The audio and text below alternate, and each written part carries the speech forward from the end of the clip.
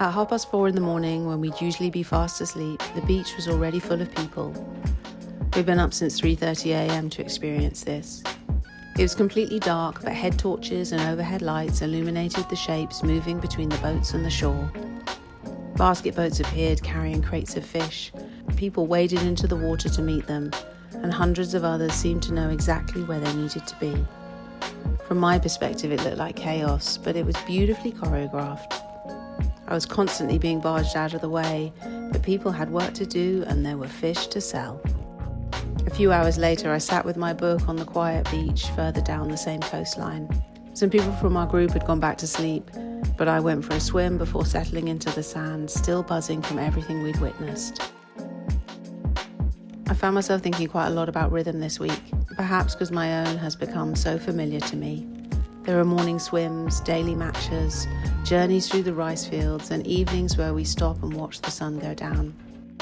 Within these familiar rituals, no two experiences are the same.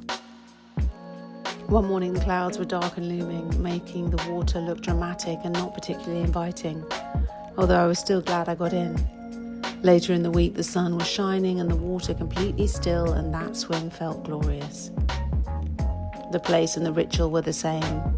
The light and the weather and the feeling had changed. It happened with sunsets too. I enjoyed one while riding through the rice fields, and another one unfolded beside the river, over dinner, with visiting friends.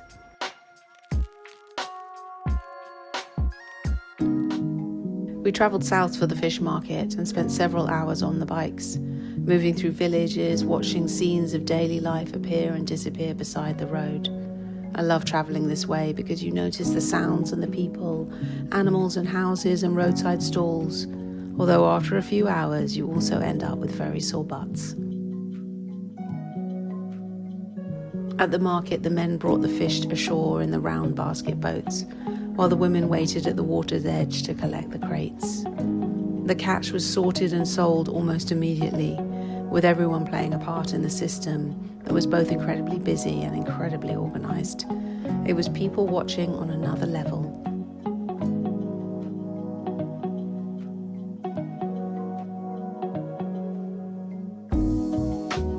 Earlier in the week, I'd visited a beautiful creative workshop space with a friend.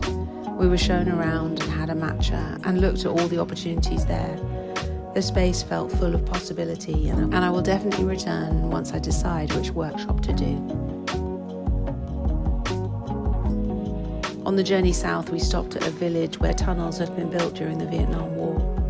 We heard how they protected the village and surrounding areas before climbing down to experience a small part of what it would have been like to be inside them. They were incredibly narrow and dark and hot.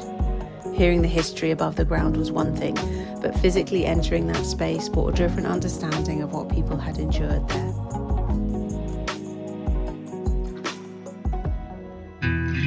At the fish market, I found photographing people intimidating.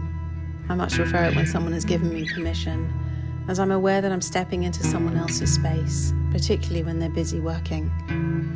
Everything around me was moving so quickly, but I knew I might not have the opportunity to be here again, so I must make the most of it.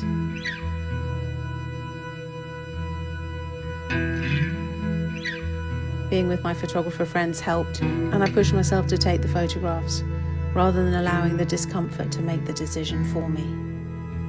We arrived in the darkness, and gradually the sky changed colour. The boats became visible and the colours changed. I loved the mix of texture and vibrancy in the clothing, baskets and fish.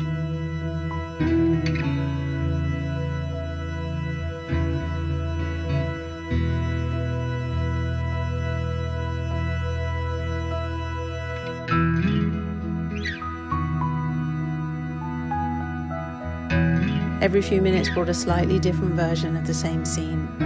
It was beautiful to witness.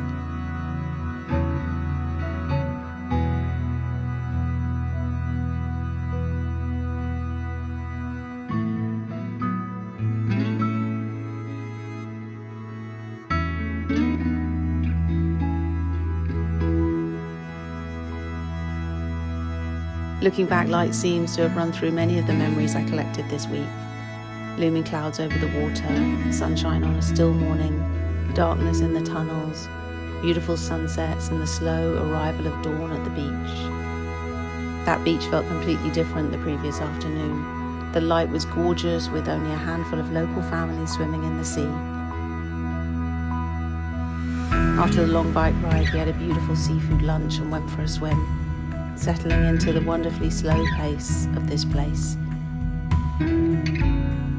After breakfast and one final lunch of prawns, we got back on the bikes and made the journey home to Hoi An. It had only been a short trip, but it felt as though we'd experienced so much, and I came home tired, happy, and very grateful that we'd gone.